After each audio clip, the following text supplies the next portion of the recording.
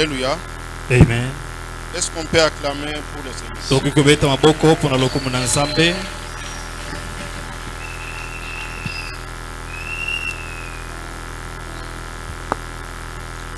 Avant toute chose, on va nous lire dans les livres de Galates, chapitre 2 et verset 16.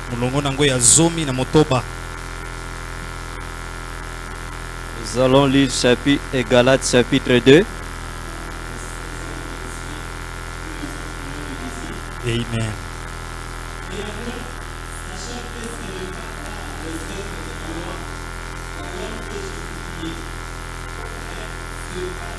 En Jésus-Christ. Nous aussi, nous avons cru en Jésus-Christ afin d'être justifiés par la foi en Christ et non par les œuvres de la loi. Parce que nulle chair ne sera justifiée par les œuvres de la loi, parole du Seigneur.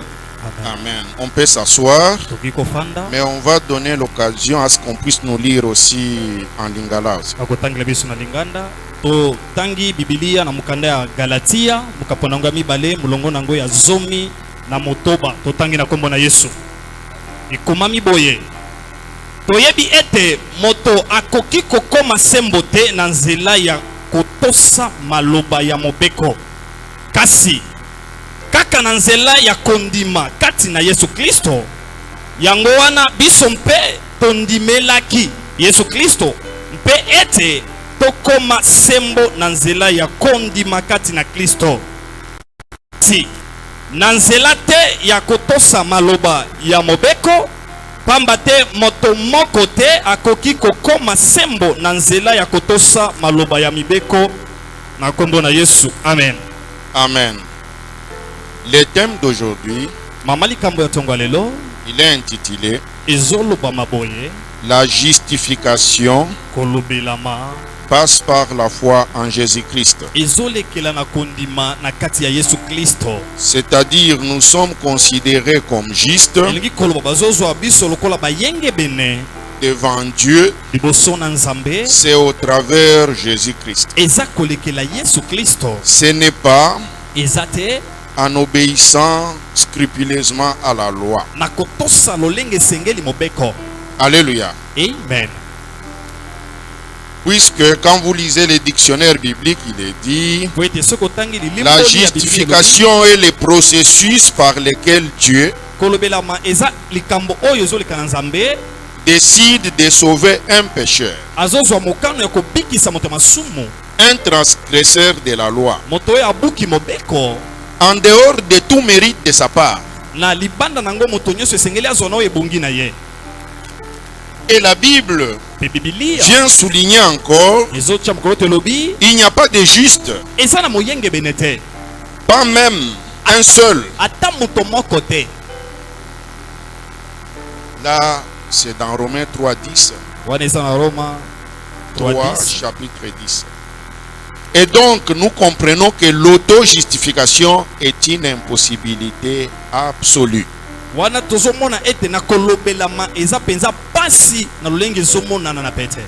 Oui, l'auto-justification, c'est justifier soi-même. Ça devient une impossibilité absolue.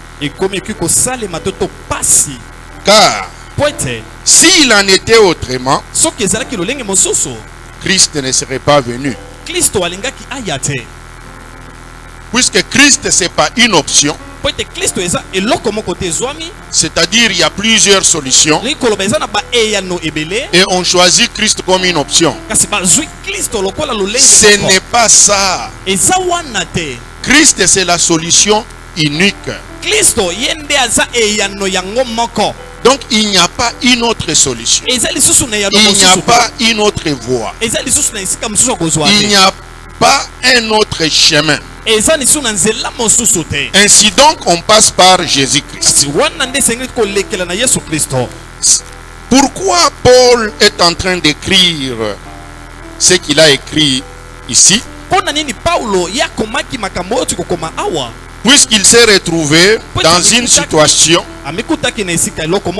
où Paul Pierre et Barnabas se retrouvaient ensemble. Et Paul, lui, il était chargé d'apporter l'évangile aux païens. Bon, aux non-juifs en quelque sorte. Alléluia. Amen. C'était ce qu'il devrait faire. Et c'est ce qu'il faisait. Quand ils se sont retrouvés, Pierre, Barnabas et Paul,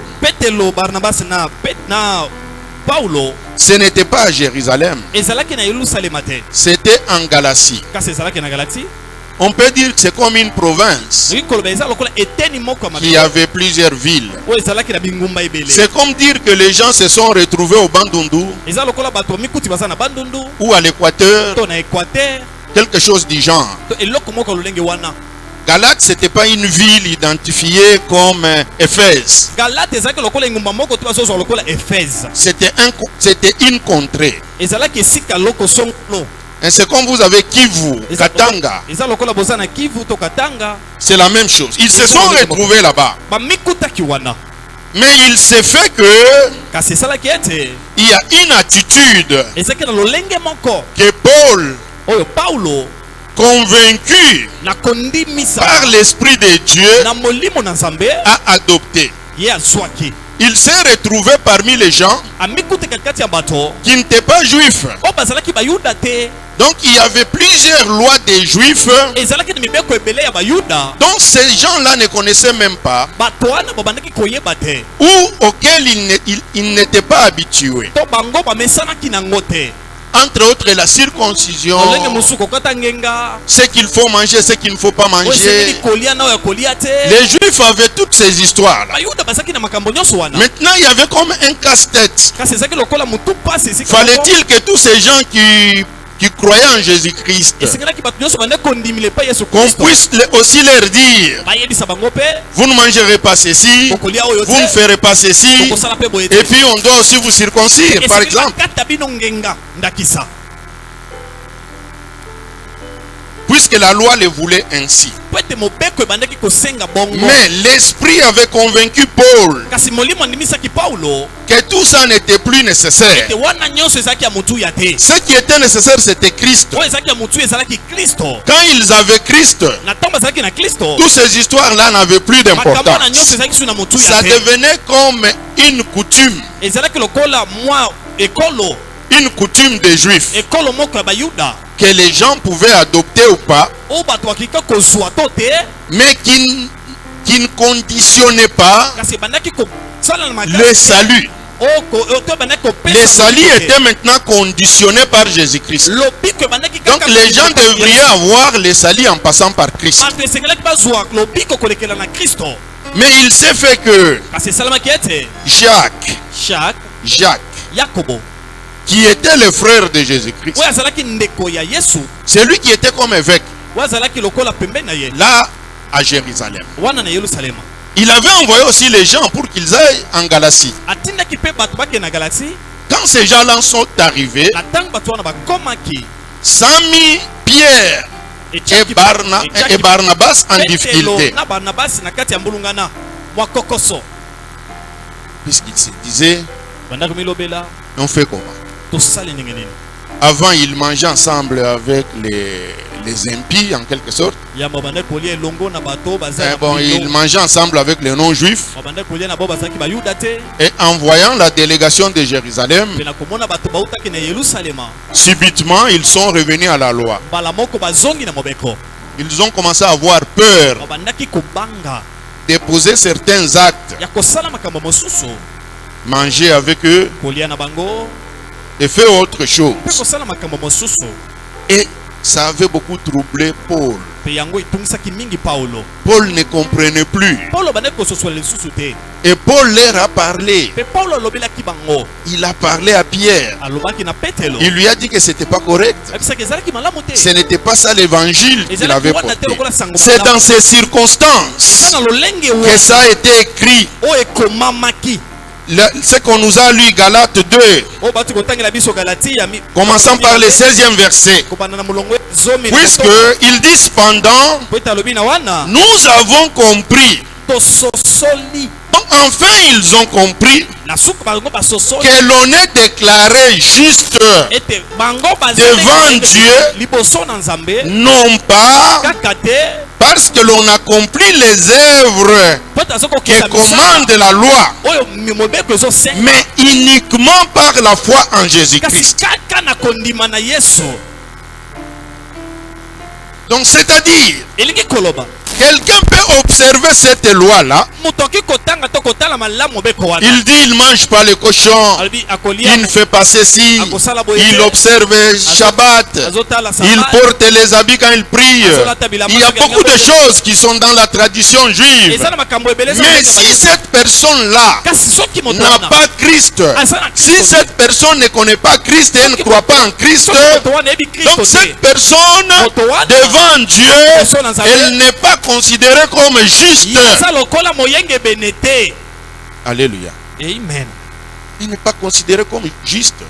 Comme nous avons lu là, comme disait Romains chapitre 3, au 10e verset, il dit, il n'y a pas un juste, pas même un seul.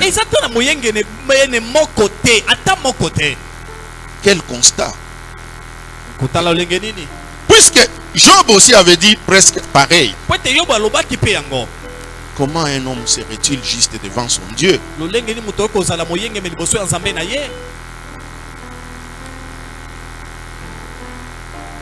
Alléluia. Amen. Ce qu'il dit ici est très important. Donc ils ont compris. Voyez-vous, hein, dans tout ce que nous sommes en train de faire,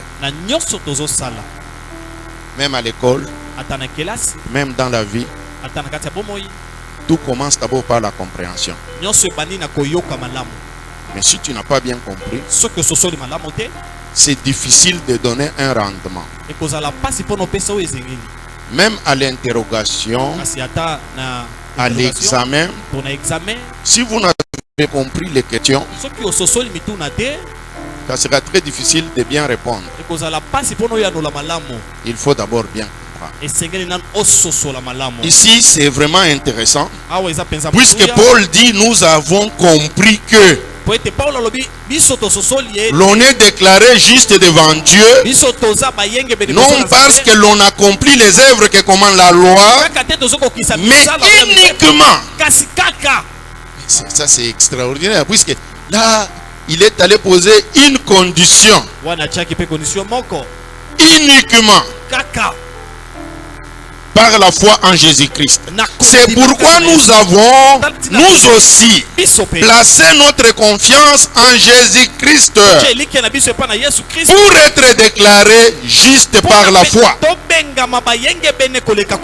Et non parce que nous aurons accompli ce qu'ordonne la loi.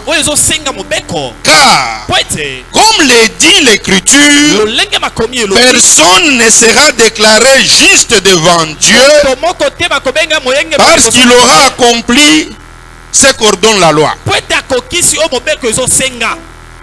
Là, nous commençons à comprendre nous aussi. Pourquoi Paul aussi a compris. Puisque Paul, il était aussi comme un pharisien. Il connaissait la loi. C'est sur base de la loi qu'il a persécuté même l'église à ses débuts. Puisqu'il lui pensait qu'il faisait du bien. En réalité, il ne comprenait pas aussi. Puisqu'il était convaincu que ce qu'il faisait c'était du bien. Dans sa tête, les chrétiens c'était des imposteurs. Ils sont venus avec une doctrine étrange où ils parlent d'un certain Jésus, où c'est l'apostasie, c'est quelque chose bizarre qu'il fallait combattre jusqu'à ce que Jésus-Christ s'est révélé à lui. Mais il a compris. Dans la vie, La compréhension souvent amène la connaissance. Ceux qui comprennent, ils acquièrent la connaissance. Si tu ne comprends pas, c'est difficile d'acquérir la connaissance. Le professeur, il vient, il dit, je vais vous enseigner une leçon de géographie ou d'histoire. Mais si tu n'as pas compris ce qu'il va dire, il est difficile de dire que je connais ce qu'il a dit sans comprendre.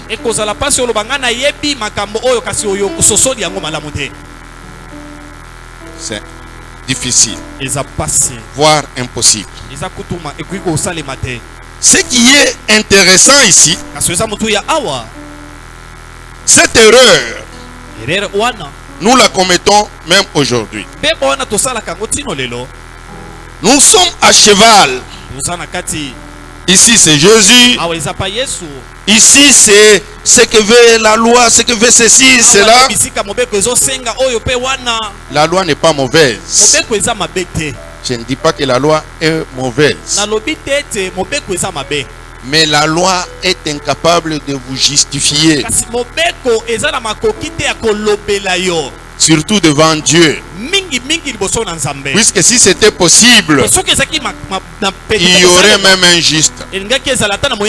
C'est ainsi quand vous lisez Jérémie, il dit, l'Éternel lui dit, sors dans Jérusalem. Regarde dans toutes les rues. Circule partout. Si tu trouves un juste,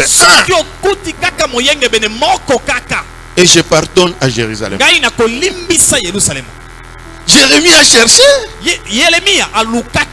Il n'a pas trouvé. Ça paraît bizarre, hein? Et pourtant là où il cherchait, c'est chez les Israélites. Là où il y avait les souverains sacrificateurs. Là où il y avait tous ces gens-là, les souverains. Là où il y avait beaucoup de monde. Mais curieusement, il n'a pas trouvé. Puisque Dieu lui dira, si tu trouves juste un juste, et je pardonne. Alléluia. C'était arrivé aussi à Philippe. Philippe avait trouvé un Éthiopien qui était aussi en train de lire. Mais quand il lisait, il ne comprenait pas. Mais Philippe l'avait quand même entendu. Cette histoire, nous la trouvons dans Actes chapitre 8. Au 31e verset. On peut commencer même par le 30e verset. Puisqu'il dit, Philippe a couru et entendit l'Éthiopien qui lisait le prophète Ésaïe. Philippe lui dit, comprends-tu ce que tu lis? L'Éthiopien lui répondit, comment le pourrais-je si quelqu'un ne me guide?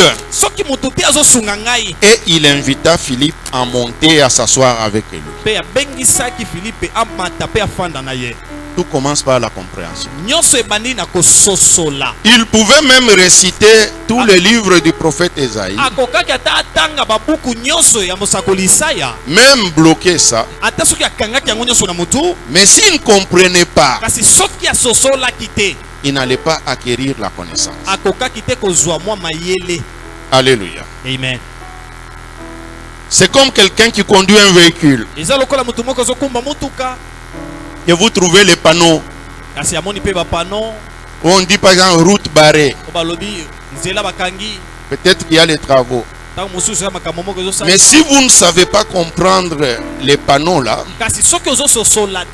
ce qui est affiché, il est fort probable que vous puissiez avoir des conséquences néfastes. Peut-être vous trouvez qu'il y a une grue qu'on a parquée dans la route et que toi tu étais à grande vitesse, tu peux avoir un problème. Mais ceux qui viendront faire le constat après, ils vont dire, mais il y avait un panneau. Il y avait un panneau à 100 mètres, à 200 mètres qui indiquait qu'il y avait les travaux. Mais comment il a eu son permis? Puisqu'il était censé connaître. Que ce soit dans la vie, à l'école, dans les foyers, lors d'un examen ou une interrogation à l'école, l'essentiel est de comprendre d'abord afin d'être efficace dans son action. Avant de croire en Christ, il faut d'abord connaître Christ.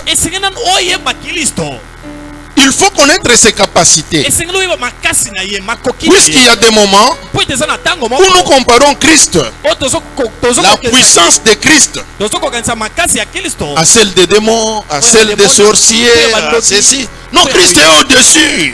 Il est beaucoup plus grand. Mais si tu n'as pas encore compris ça, vous allez toujours demeurer dans la crainte. Vous n'allez pas vous attacher à lui.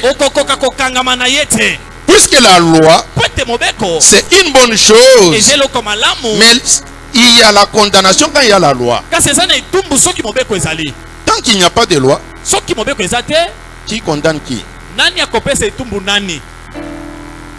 Tu es un professeur, à un certain moment, tu établis la loi dans ta classe. Tu dis, toi tu es le chef de classe, tu écris le nom de tous les dérangeurs, et les gens ne dérangent plus, qu'ils soient calmes. Là tu as établi quelque chose qui ressemble à une loi. Maintenant quand tu vas punir les enfants, c'est conformément à ce que tu avais dit là. Quand ils vont voir les noms Mboyo, Landou, Ilunga, ils vont se dire, ils ont dérangé. Et tu sauras comment les punir. Et si tu es plus ou moins correct, tu peux déjà définir même les sanctions. C'est ainsi dans plusieurs organisations. Ils ont ce qu'ils appellent règlement intérieur.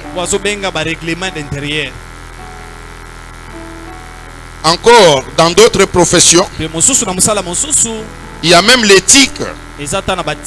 Éthique et déontologie. Donc on sait que si tu fais tel travail, tu ne peux pas te comporter comme ceci, comme cela. C'est ce qui nous est demandé.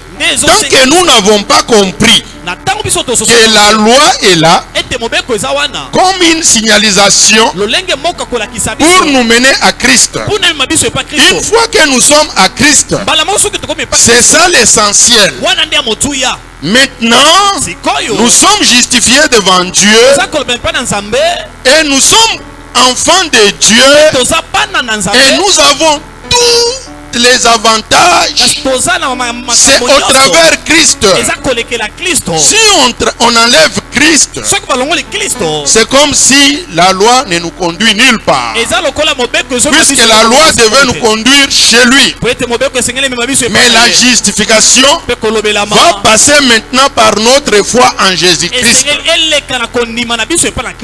Alléluia. Amen. Donc on peut dire, comprendre que Christ, la foi en Jésus-Christ est le fondement de tout. C'est cette foi-là qui nous reconnecte à Dieu. Et nous sommes justifiés au travers. C'est ce fondement qui fait de nous les enfants de Dieu.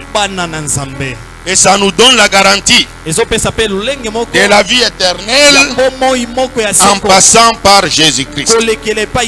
La foi en Christ est le fondement de la justification. Maintenant, si tu arrives en jugement devant Dieu, pourquoi il est comme ceci? Christ dit, moi j'ai pris sa place. Maintenant, quand on se tourne vers Christ, par rapport à la loi, on trouve que c'est la seule personne qui a tout accompli. Ayant la seule personne qui a tout accompli, il est impossible qu'elle soit punie. Mais, bizarrement, elle a été punie.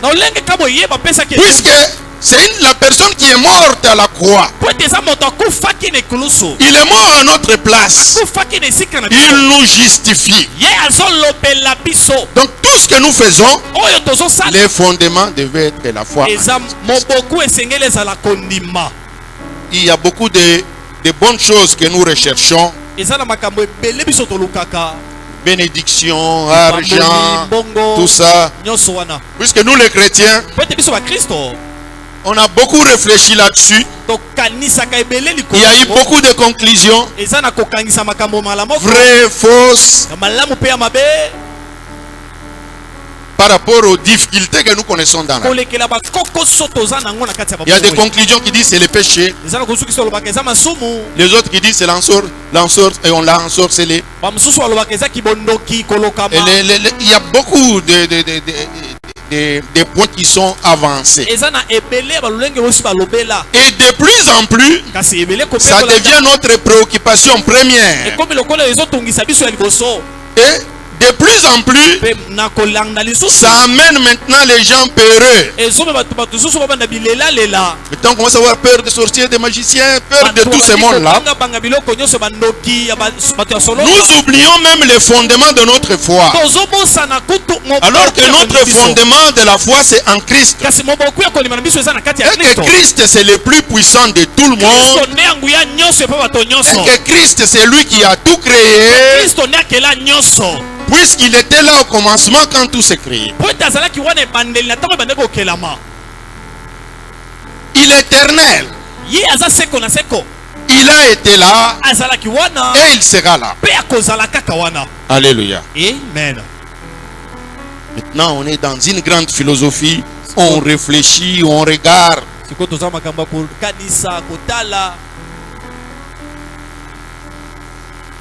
La foi en Christ, c'est le fondement.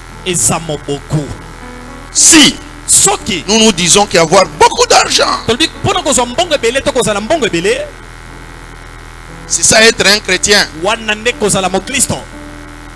Tu trouves par exemple les rois d'Arabie Saoudite. Il a des milliards. Mais il ne veut même pas que la Bible entre dans son pays. Il faut discuter. Alors si la définition d'un chrétien c'est beaucoup d'argent, ça sera très difficile de le prêcher. Puisque quand vous allez lui prêcher, lui, il va vous dire, toi tu as combien? Tu dis, moi j'ai $300,000. Il te dit, moi j'ai 10 milliards. Mais, donc, c'est-à-dire, la foi en Jésus-Christ, c'est le fondement pour que nous soyons justifiés devant Dieu et que nous ayons la vie éternelle. Bien sûr, nous aspirons à une bonne vie. Nous aspirons aussi à avoir des biens. Nous aspirons à avoir aussi une bonne santé. Tout cela c'est bien beau. Mais on ne place pas toutes ces choses-là avant Christ. On commence d'abord par placer Christ. C'est lui le fondement. Il y a des religions qui ont encore des lois comme ça. Vous trouvez, il y a le judaïsme, il y a l'islam, l'hindouisme. C'est les religions qui ont beaucoup d'interdits. Beaucoup de gens qui ont voyagé en Inde, ils vont trouver qu'il y a des gens qui ne mangent même pas la viande de bœuf. Puisque la vache comme elle est là, pour eux c'est un dieu. Ils ont beaucoup de dieux. Il y a même les arbres, les dieux. En Inde. Il y a des gens, de sa naissance jusqu'à sa mort, il ne mange que les herbes. Il est végétarien. Pour lui, manger n'importe quelle viande, c'est quelque chose de mauvais. Ils sont encore dans ces lois-là. Les Juifs et les Arabes jusqu'à aujourd'hui, ils ne mangent pas les porcs, ils ne mangent pas ceci, ils ne font pas ceci. Ok. C'est bien beau, c'est leur conviction, mais la justification devant Dieu passe par Jésus-Christ. Tu peux monter, tu peux descendre, ça passe par Jésus-Christ. Il y a des beaux discours, puisque ça parle bien, avoir le potentiel, avoir s'élever les standards. Ça devient des titres qui font bien aux gens. Comment faire pour être toujours la tête dans les standards? Ok, c'est bien beau. Mais Christ est au devant. Puisque si on oublie ça, même si on est élevé, on peut aussi sortir ce qui est plein dedans de nous, c'est-à-dire mettre Christ en comparaison avec je ne sais quoi.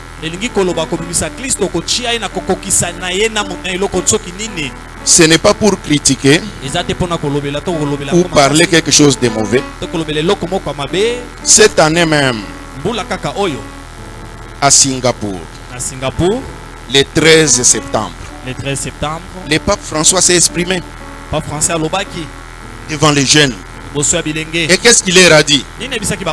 Toutes les religions sont un chemin vers Dieu. Vrai. Solo. Ce qu'il a dit lui, je ne dis pas que je confirme que son assertion. C'est lui qui c'est vérifiable. Vous avez Google, vous avez quoi? Vous pouvez vérifier. Il a dit ça. C'est un grand monsieur, respecté, reçu par tous les rois, tous les présidents. Mais moi, je sais que Christ est le chemin unique.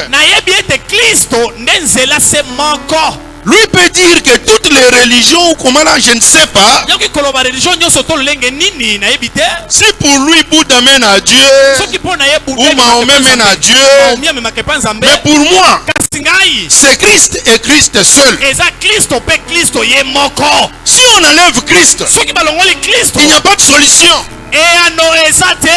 Si il a parlé ça dans le sens que les gens vivent en paix, que les musulmans n'aillent pas taper les bouddhistes, que les bouddhistes ne tuent pas les chrétiens, là je lui donne raison pour dire que nous devons cohabiter en paix. Puisque je ne peux pas trouver quelqu'un, je prends les fouets, je commence à les taper et dire viens Jésus-Christ. Non, je ne peux pas le faire. Puisque je dois parler à sa conscience, il doit comprendre.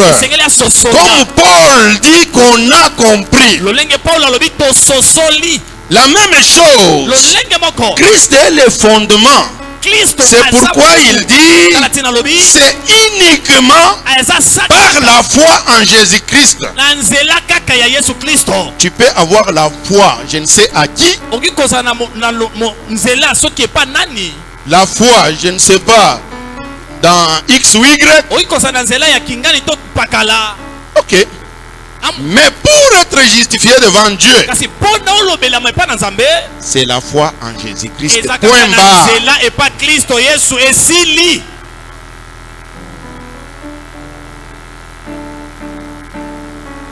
Christ est le véritable. C'est le véritable chemin. c'est lui par lequel nous sommes justifiés. Puisque Jésus-Christ lui-même dit, nul ne vient au Père si ce n'est que par moi. Alléluia. Amen. Puisque Thomas lui dit, et Jésus dit à Thomas, je suis le chemin, la vérité et la vie. Tout ça, on a pris ça comme des slogans. Alors que c'est ça la vérité.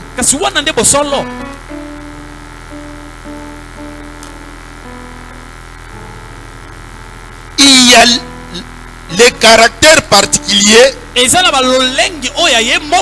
de Christ. Donc on peut dire l'unicité de la foi en Christ. Car Christ est la solution unique. Alléluia. Amen. La foi. Kondima. La foi. Kondima. Alléluia. Amen. Quand on était enfant, les jeunes, ou pour les gens aussi qui n'ont pas fait beaucoup de sciences, qui n'ont pas fait beaucoup de mathématiques, beaucoup de physique, souvent ils sont intéressants puisqu'ils sont un peu orgueilleux. Puisque ce qui est bizarre avec ces sciences-là, plus vous étudiez la physique, plus c'est complexe. Un jeune homme qui a eu 80% aux examens d'État, il va te dire, moi je suis scientifique, démontrez-moi Dieu. Moi je peux tout te démontrer. Mais quand il commence à faire les maths vraiment et la physique vraiment la vraie, il va se rendre compte que il y a l'humilité qui s'impose. Dans la science, hein, puisqu'on vous dit d'avance que pour que nous puissions démontrer ce que nous allons démontrer là, acceptons d'abord que ça c'est vrai, sans savoir même comment on va démontrer ça. Est-ce que vous comprenez? Ça existe dans les mathématiques des grands, pas les mathématiques des petits. Hein? On vous dit non, ça ce sont les axiomes. Ça sont les postulats. Même si vous prenez votre dictionnaire, même si vous avez quelqu'un qui est prof ordinaire de maths à l'Inikin, je ne sais où, tu viens vers lui, tu lui dis, je te donne, démontre-moi l'axiome. Non, démontre-moi cet axiome ici. Il va te dire, tu es un fou.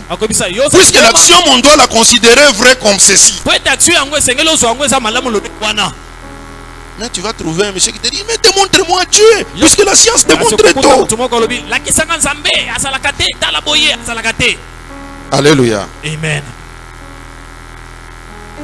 Donc oui, on dit c'est une proposition considérée comme évidente. Ça c'est la définition même. L'axiome c'est une proposition considérée comme évidente, admise sans démonstration. Sans les 6 axiomes d'Euclide, il n'y a pas la géométrie euclidienne. Sans les axiomes d'un monsieur qu'on appelait Euclide, la géométrie comme les enfants l'étudient là, elle est fausse, elle n'existe pas. Il faut d'abord considérer que les axiomes d'Euclide sont vrais. Dire aussi que la géométrie est vraie. Tellement il y a eu des discussions, des vraies discussions. On a dit ça c'est la géométrie euclidienne, ça c'est la géométrie non euclidienne, ça c'est la géométrie analytique, ça c'est la géométrie plane, ça c'est la géométrie différentielle, ça c'est la géométrie de Lobachevsky. Donc il y a beaucoup de géométrie. Alors si un enfant comme ça, pour lui c'est la géométrie, c'est la Bible. Maintenant quand tu lui dis il y a la géométrie différentielle, il y a la géométrie ceci, tu dis mais quoi? C'est pour vous dire que la foi aussi c'est comme ça. On part d'abord de là. C'est ça le fondement. Comprendre que ça passe par Christ. Si tu ne crois pas en Christ, tu ne comprends pas Christ, tu ne peux pas comprendre tout ce qui vient le reste. C'est pourquoi la Bible dit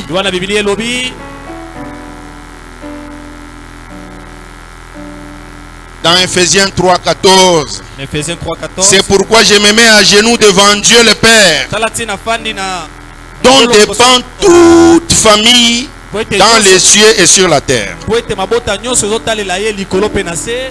Je lui demande que, selon la richesse de sa gloire,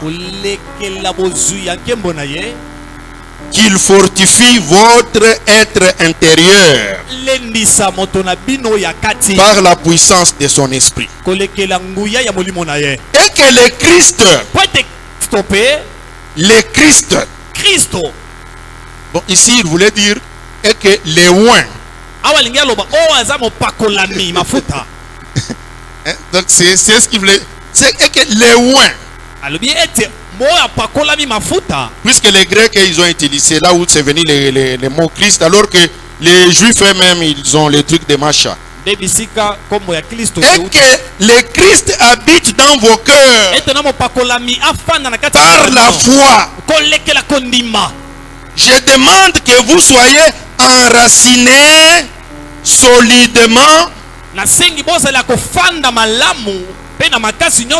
établis dans l'amour, pour être capable de comprendre ce qui est extraordinaire ici. Il introduit l'amour pour être capable de comprendre. On retourne toujours à la compréhension là, pour être capable de comprendre avec l'ensemble du peuple de Dieu combien l'amour du Christ est large, long, haut et profond.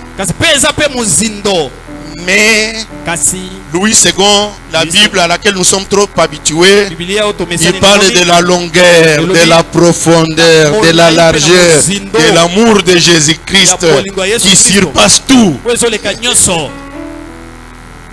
Oui, que vous puissiez connaître son amour, bien qu'il surpasse toute connaissance, et être ainsi rempli de toutes les richesses de Dieu. Alléluia. Amen. Nous sommes justifiés par la foi. Mais si on comprend et que l'amour est établi en nous, là nous pouvons aussi supporter la loi. Puisque Christ lui-même dit, si vous m'aimez, gardez mes commandements. Puisque étant l'amour sincère va avec la vérité. L'amour, quand on y enlève la vérité, ça devient la ruse. Donc il y a une partie qui profite de l'autre. Puisque comme dit Corinthiens, elle est désintéressée. Non, l'amour, la charité, l'amour est désintéressé.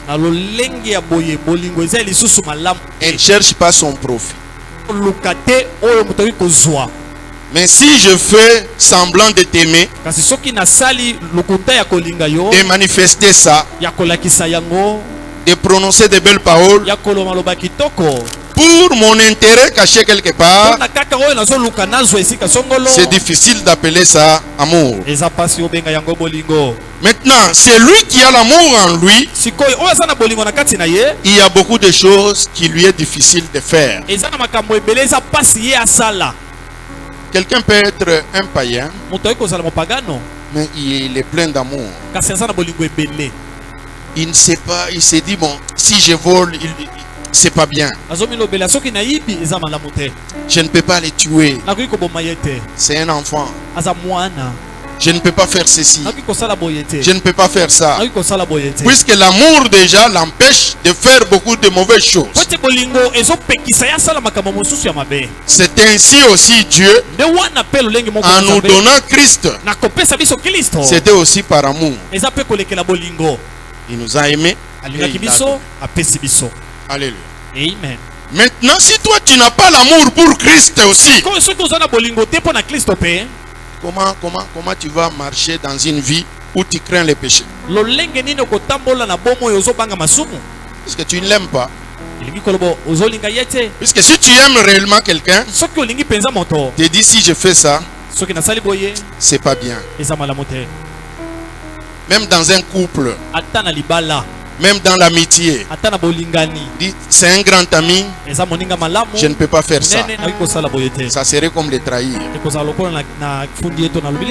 Mais la justification passe par la foi en Jésus-Christ. Mais toi aussi, pour que la loi là, qui est comme les panneaux qui nous guident à Christ, que tu puisses bien l'exécuter, il faut être établi dans l'amour. En étant établi dans l'amour, là on est capable de comprendre. Alléluia. Amen. Ça, les gens peuvent lire à la maison, c'est Ephésiens chapitre 3 au 18e verset. 18e verset. Lorsqu'on comprend l'amour de Dieu, on réalise que Dieu nous a aimés vraiment d'un amour sincère. Puisque même si le monde disparaissait, Dieu reste Dieu.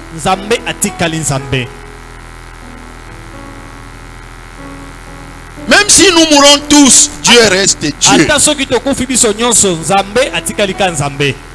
Mais nous sommes comme insignifiants devant lui. C'est lui qui nous a créés. Mais par amour, il a agi vers nous en nous amenant Christ. Donc si on ne comprend pas, on a une liberté de vie,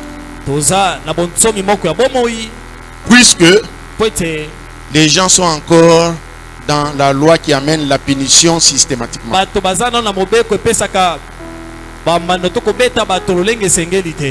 Ils ne sont pas établis dans l'amour. Quand vous avez l'amour de Dieu en vous, ainsi que son esprit, vous lui appartenez. C'est l'amour qui a poussé Christ à se sacrifier pour nous. Et nous croyons que rien qu'en lui, il y a le salut. En dehors de lui, il n'y a pas de salut. Puisque lui, c'est la seule personne là. Dès qu'elle est là, elle justifie tout le monde. C'est la personne dont Jérémie n'avait pas trouvé. Quand on lui dit cherche un juste que je pardonne à tout le monde, Jérémie avait pleuré comme de la Bible. La Bible parle du prophète Esaïe. Il est dit, mon serviteur juste justifiera beaucoup. C'est dit clairement dans Esaïe 53. Mon serviteur juste justifiera beaucoup. Et c'est lui. Vous pouvez essayer de dire que moi, bon, Christ, bon, c'est Christ. Bon, moi je vais accomplir la loi par moi-même, afin d'être considéré comme juste. Cela ne va pas marcher. Impossible. Mais on ne vous dit pas de vivre dans une vie de péché. Non, quand vous êtes chrétien et que l'Esprit de Dieu est en vous et que vous avez l'amour en vous, vous vivez dans une vie de crainte de Dieu et de sainteté. Puisque Jésus-Christ aussi a regardé toute la loi, il a réduit premièrement Dieu, deuxièmement l'amour. Il a résumé. Aimer son Dieu de tout ton cœur, de toute ton âme. Et puis deux, aimer son prochain comme soi-même. Mais sauf que là, il a mis le curseur au fond. Donc il a mis la barre très haute. Alléluia. Amen.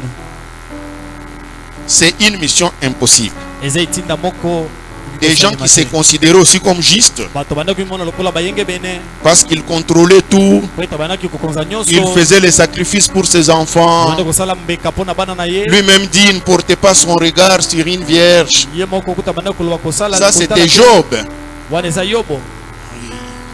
Quand lui s'examinait lui-même, il trouvait que c'était bon.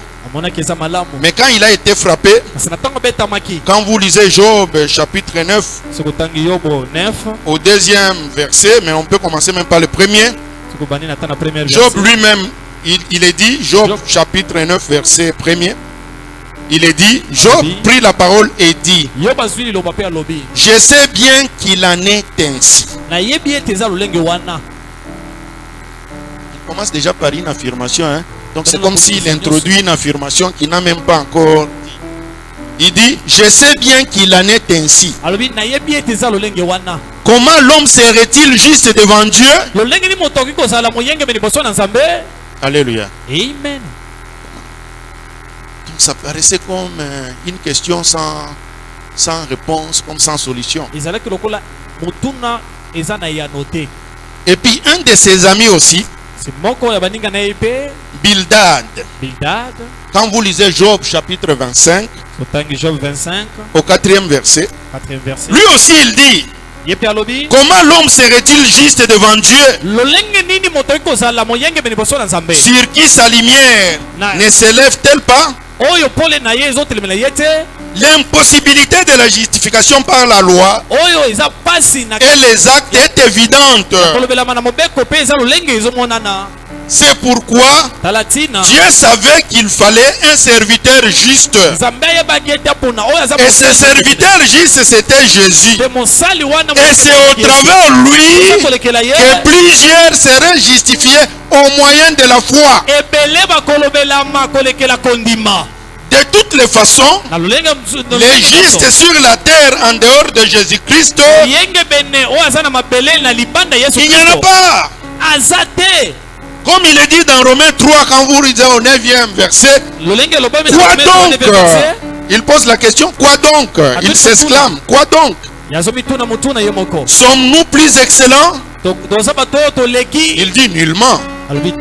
Car nous avons déjà prouvé que tous, juifs, grecs, sont sous l'empire du péché.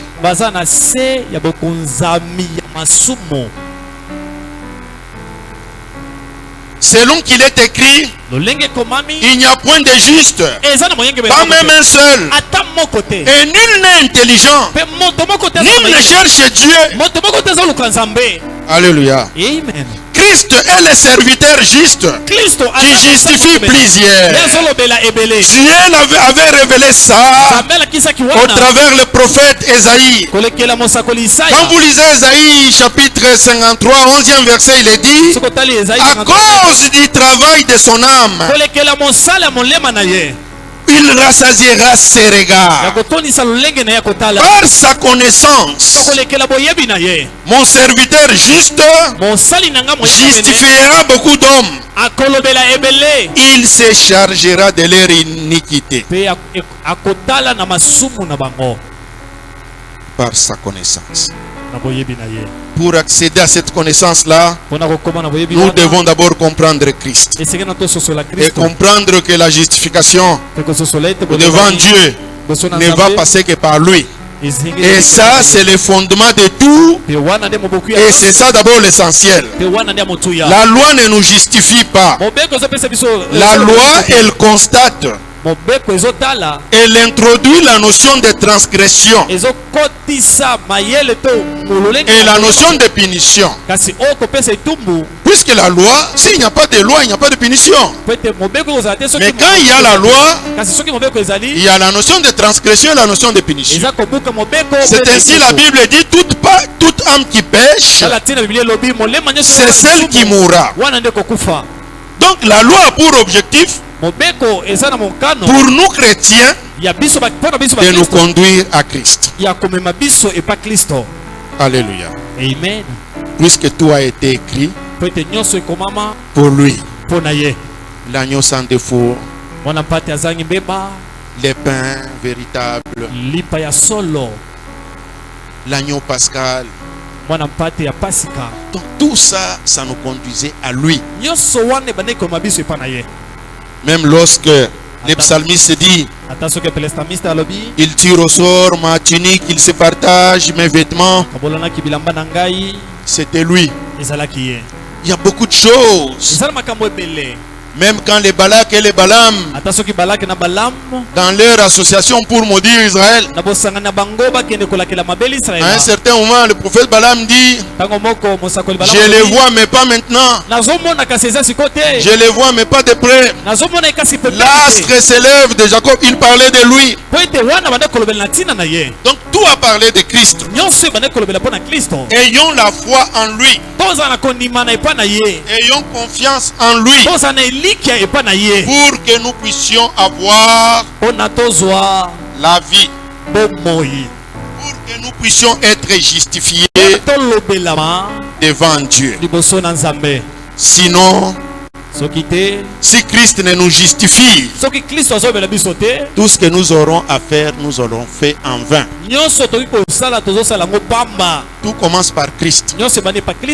Bien sûr, l'humain aime tout ce qui est cérémoniel. Nous les humains, nous aimons tout ce qui est cérémoniel. Mais Dieu lui voit le cœur. Et Dieu va vous juger par rapport à votre foi en Christ. Moi je ne sais pas évaluer. C'est Dieu lui-même qui va l'évaluer. Lui-même il est grand. Le véritable grand. La terre aussi se fabrique aussi ces grands qui sont aussi passagers. Les rois, les présidents, les milliardaires, les millionnaires. Même si ça passe, mais il y a beaucoup de gens qui envient ces histoires-là. Mais quand vous voulez gratter dans ces histoires-là, c'est toujours sale, toujours avec des trucs bizarres. Bénédiction, oui. Bonne santé, oui. La réussite, oui. Le succès, oui. Mais Christ, c'est lui qui nous justifie. Et la justification véritable passe par notre foi en Jésus-Christ. Je vous exhorte tous, chacun de s'examiner sincèrement, de voir comment il a marché avec Christ et voir où il est tombé afin de revenir vers lui. Car en dehors de lui, tout est nul. Même la gloire de ce monde est nulle. Même tout ce que les gens peuvent faire est nul. C'est ainsi Paul dira, même si les anges, même si c'est quoi viennent avec l'autre évangile, qu'ils soient anathème. De même, la justification devant Dieu. Je ne dis pas devant les hommes. La justification devant Dieu passe par la foi en Jésus-Christ. Elle passe par Jésus-Christ. Que Dieu vous bénisse.